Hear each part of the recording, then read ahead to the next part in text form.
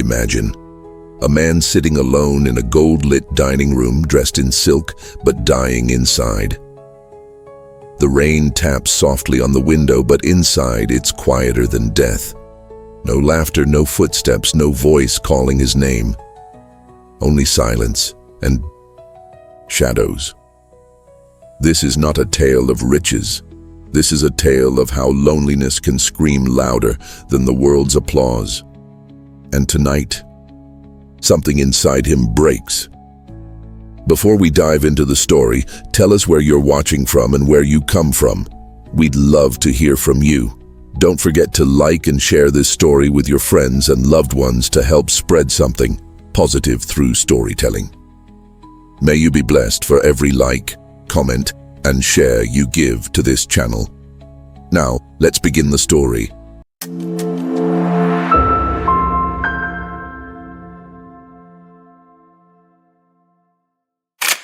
Malik Kamara was only 34.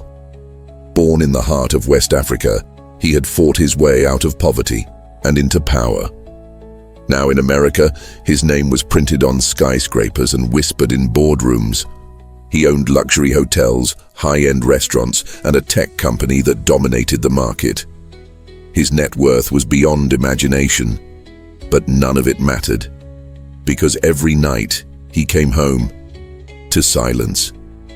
The mansion was massive, 10 bedrooms, a heated pool, a rooftop garden, and even a private theater. Yet Malik slept alone in a room too big for his heart. He had everything, except someone to come home to. He had tried to love. God knows he tried. But every woman he met asked for a price. One said, "If I marry you, I want a house in Beverly Hills." Another, "I'll love you if you pay my credit cards." They didn't want him. They wanted what he had. So he stopped trying. And now, as the cold rain touched the glass windows of his mansion, Malik stared into the night, empty. His personal assistant, Ben, a loyal friend from the early days, sat across the table. The untouched steak on Malik's plate had gone cold. "I'm tired, Ben," Malik said, his voice quiet but heavy. "Tired of fake love, fake people, fake everything." Ben looked up. "You need someone who sees your soul, not your bank account. But with your name, that's not easy." Malik leaned back and stared at the chandelier. "What if I disappear? What if I live as someone else just for a while?" Ben frowned. "What do you mean?" "I mean, I'll become a beggar. I'll live on the streets, with no name, no money, just me." Ben dropped his fork. "You're serious?" Malik's eyes didn't flinch.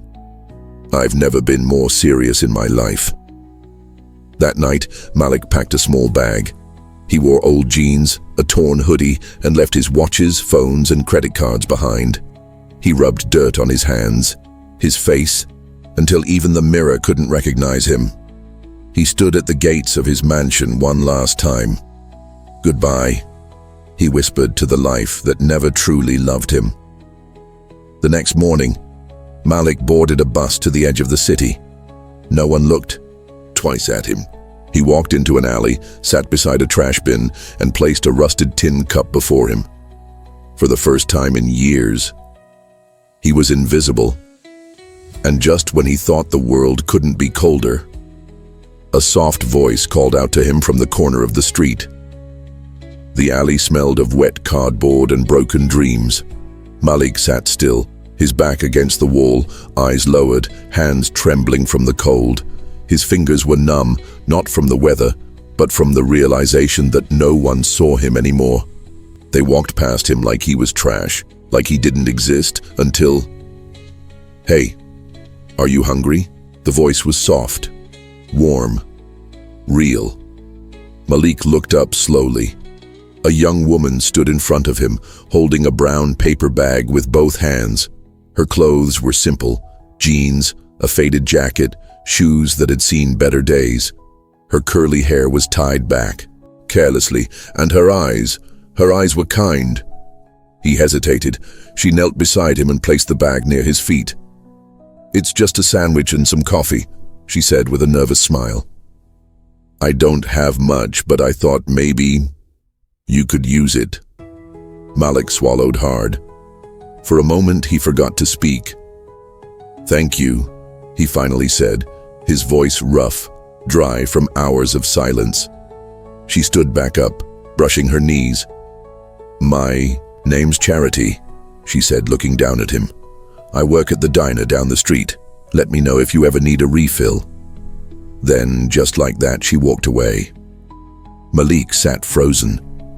The bag felt heavier than gold, not because of what was inside, but because it was the first act of kindness he had received in years. He opened the bag. Inside was a wrapped sandwich, a steaming paper cup, and a napkin with a hand-drawn heart, and the words, "You matter." Something in his chest cracked. That night, Malik didn't sleep. He sat by the corner of the alley, watching the street, hoping she would come back. He didn't understand why, but he needed to see her again. She was the first person in a long time who had spoken to him like a human being. The next morning, as the sun rose behind the cold skyline, Malik walked toward the diner. He stood across the street, watching through the window.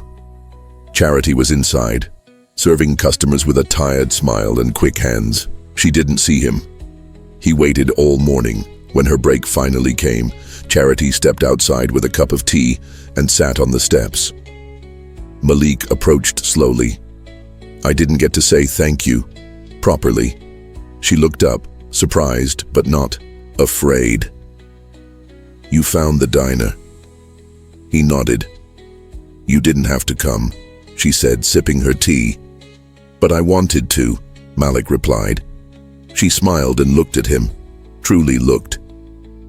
"You're not like the others out there. There's something in your eyes. You've seen too much."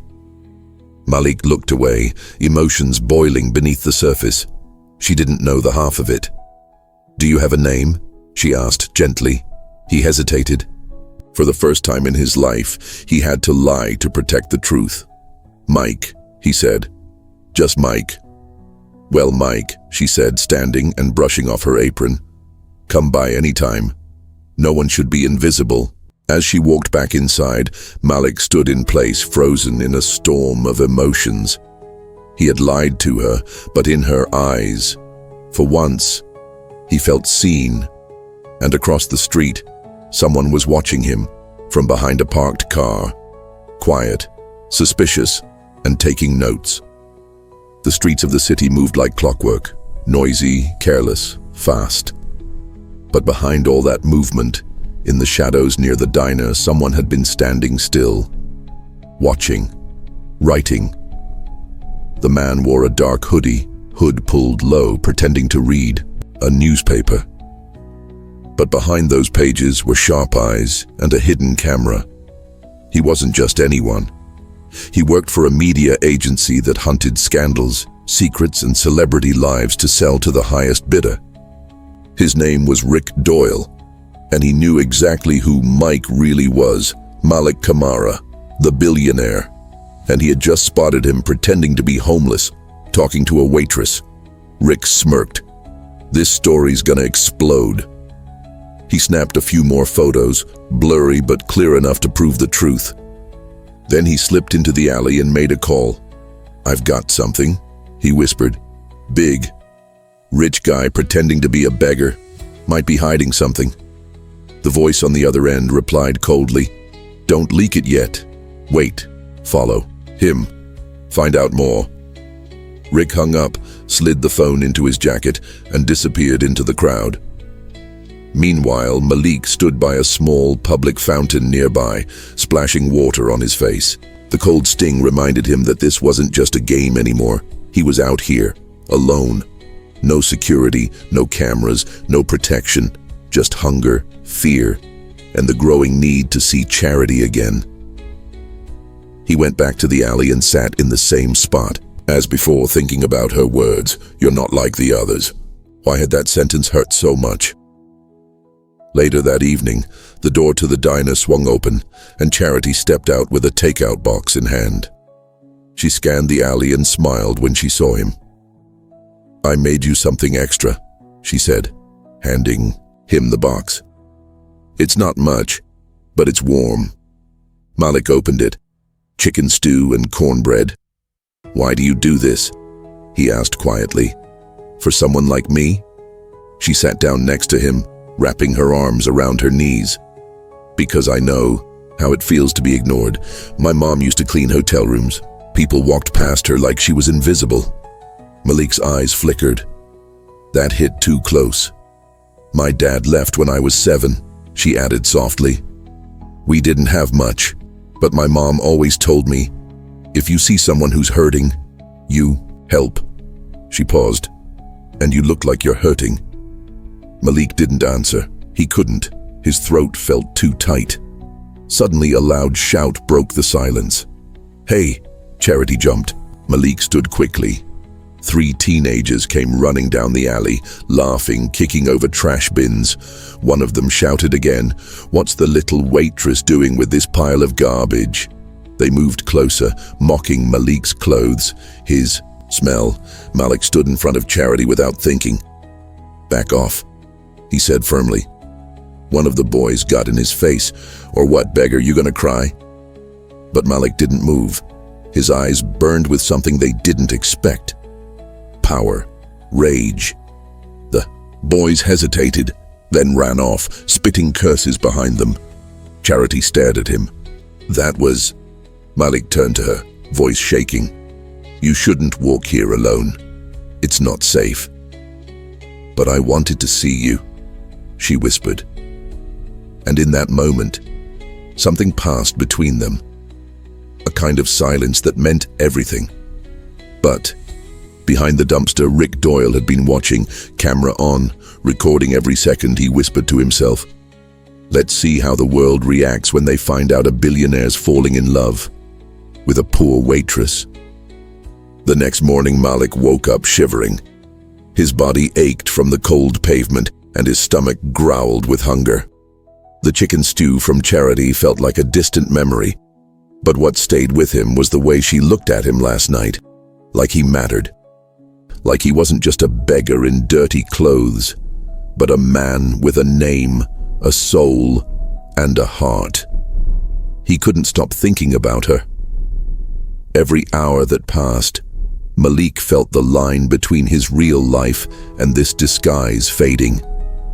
What began as an experiment to find real love had become something far more dangerous, because he wasn't acting anymore. He was falling. At the diner, Charity clocked in early. Her manager, a grumpy old man named Frank, noticed the light in her eyes. "You smiling for once," he muttered. "You meet someone?" Charity looked away. "No, just someone I talked to." Frank scoffed. "Be careful. This city eats soft, hearts for breakfast." But Charity knew she couldn't stay away. During her break, she walked back to the alley, carrying a bag of leftover biscuits and a thermos of hot tea. Malik was there, sitting against the wall, eyes closed, lips cracked from the dry wind. "You need to eat," she said softly. He opened his eyes and blinked. "You keep showing up." She sat beside him. "So do you." They both smiled. A few feet away, Rick Doyle watched through his camera lens again. He had followed Malik for 4 days now, waiting for more, waiting for the perfect angle, the perfect moment. But this wasn't the scandal he expected. This was real. He zoomed in on Charity's face, her laugh, her hand brushing Malik's sleeve. Something inside Rick tightened. He had destroyed a dozen celebrities before. Cheaters, liars, power-hungry monsters. But this wasn't a scandal. It was a story too pure to be ruined. But his phone buzzed. The agency again. "Have you got the proof yet? The billionaire on the street? We want it before Monday." Rick didn't answer. He just watched Malik lean in closer to Charity, whispering something that made her laugh with her whole body. Something about it didn't feel right to exploit. But money was money. Later that night, as Malik walked back toward the underpass where he'd been sleeping. Ben's voice came through a hidden earpiece he had left hidden in the lining of his torn jacket. "Malik," Ben whispered, "we've got a problem." Malik stopped walking. "What is it?" "There's a journalist tailing you. I found photos of you and the girl online, someone selling them." Malik's stomach dropped. "They know who I am." "Not yet," Ben replied, "but it's only a matter of time." Malik's pulse raced, not for himself, for Charity. She didn't know who he was. She didn't deserve this.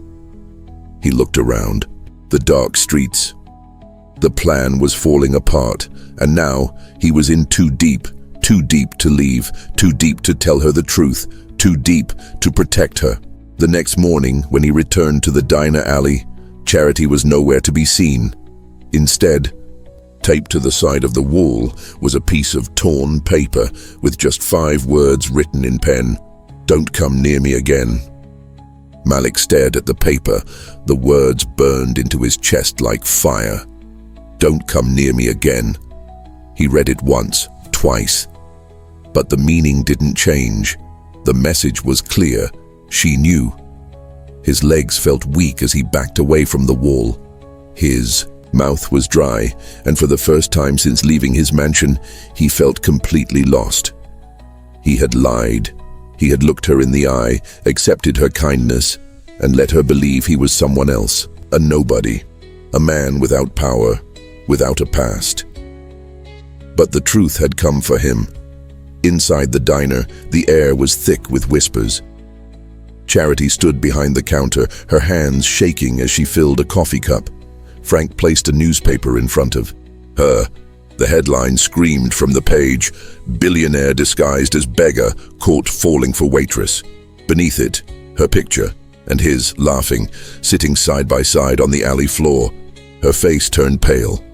Frank scowled. "You okay?" She nodded, but her voice trembled. "He lied to me. All this time, he lied." Frank leaned closer. "Sweetheart, if a man lies about who he is, he'll lie about anything." She bit her lip, holding back tears. "He let me pour my heart out," she whispered. He sat there and listened, knowing he was someone else the whole time. He knew I wouldn't have spoken to him like that if I'd known. Frank didn't reply. He just patted her shoulder and walked away. Charity wiped her eyes quickly and picked up the coffee pot, but her hands wouldn't stop shaking. That night, Malik sat beneath the overpass, the noise of the city drowning in his thoughts. He hadn't spoken to Ben all day. He didn't want advice. He didn't want money. He just wanted her to understand, but how could she? He had turned her heart into a stage for his little experiment. Even if his feelings were real now, his silence had destroyed it all. Suddenly, he heard footsteps, slow, careful. He turned. Charity stood at the edge of the sidewalk, her face unreadable. Her jacket soaked from the rain. Malik stood quickly. "Charity, please. I didn't mean to hurt you." She walked closer. "You lied." His throat tightened. "Yes, I did." She stared at him. "I gave you food. I gave you stories. I gave you pieces of myself I never give anyone. And all that time, you were watching me like a game." "No," Malik said quickly. "It started that way. But I swear to you what I feel now. It's real. I wasn't acting, not after I met you." Tears welled in her eyes. "Do you have any idea what it feels like to trust someone completely and find out they were never who they said they were?" He stepped closer. "Let me make it right." She shook her head. "Rick Doyle came into the diner today," she said quietly. "He offered me money, thousands, to tell my side, to sell what we had." Malik froze. "Did you?" I threw him out. His heart thudded. "I didn't sell you," she whispered, "but I can't forgive you either." She stepped back, tears falling. "I wish I had never walked down that alley." Then she turned and disappeared into the night. Malik didn't follow. Just stood there, heart bleeding in the rain, and from the shadows, Rick Doyle watched it all, but this time he didn't take a single photo. The rain didn't stop that night. It poured like the sky itself was grieving. The city lights blurred behind the curtain of water, and every droplet that touched Malik's skin felt like punishment. He didn't move. He didn't blink. He just stood beneath the overpass, letting the storm drown him. His disguise was meaningless now. His experiment, broken. His heart, shattered. She was gone. Not because she found out who he was, but because he had hidden the truth when she had been completely honest. That was the betrayal. Hours passed. At dawn, Ben finally pulled up in a black car and rushed out with a large coat and an umbrella. "Malik," he called, "get in the car. You're freezing." But Malik didn't respond. His eyes were empty, staring into the street. Ben wrapped the coat around his soaked shoulders. "You've made your point. It's over. You've been humiliated. You've been hurt, but you're still alive. Let's go home." Malik whispered. She said she wished she never walked down that alley. Ben closed his eyes. "Then make sure she never forgets it." Back at the mansion, Malik changed into dry clothes but refused to wear anything expensive.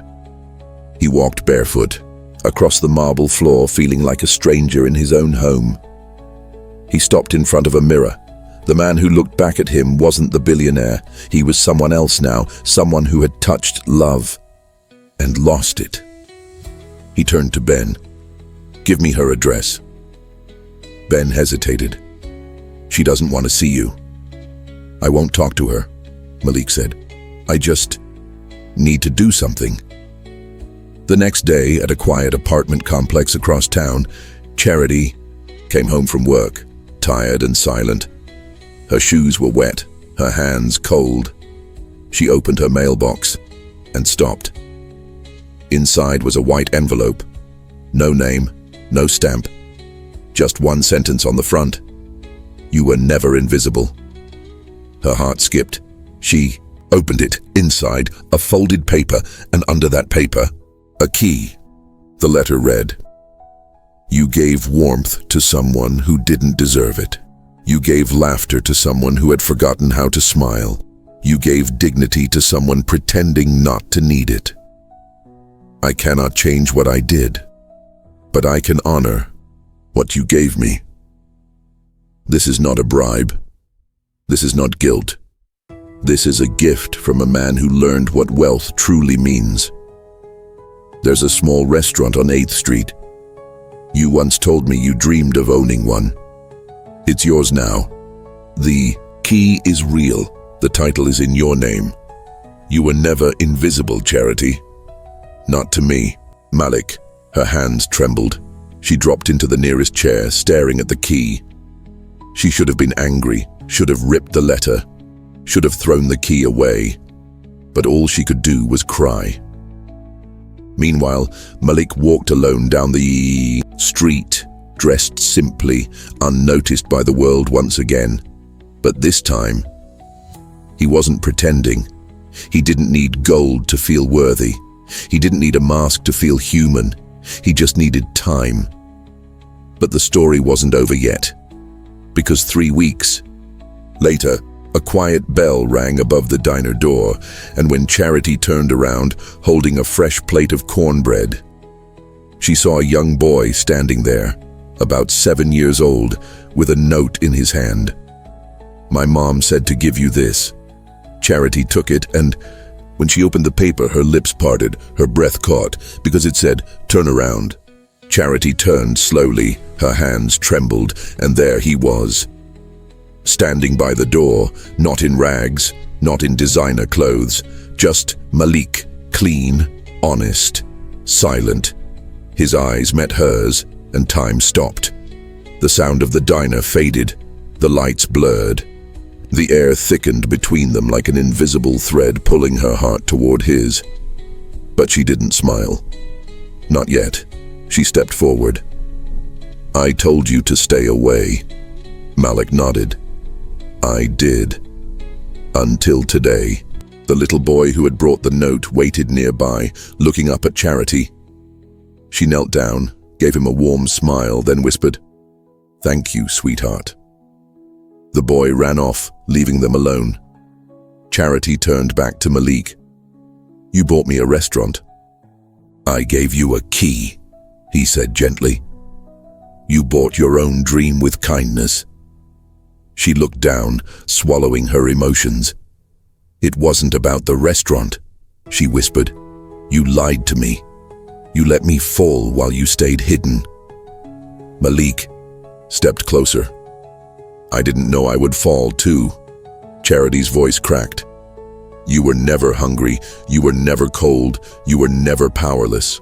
But I was, every day, and I still gave you everything I had left." "I know," Malik whispered. "That's why I never stopped loving you." She froze. The word hung in the air like thunder. Love, real, unshaped by money, built from street corners and silence and tea in a paper cup.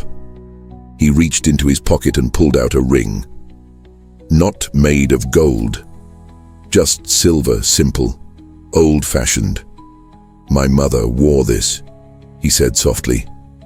"Before she died, she told me when I find someone who makes me feel like home. Not a mansion, but a heartbeat. I should give it to her." He held it out. "I'm not asking for forgiveness. I'm not asking for forever. I'm just asking, can I walk beside you again?" Tears spilled down her cheeks. Charity didn't move for a long moment. But then, slowly, she took the ring and slipped it on her finger. The diner door behind them closed with a soft chime, but neither of them turned around because the past was no longer chasing them and the future had finally opened.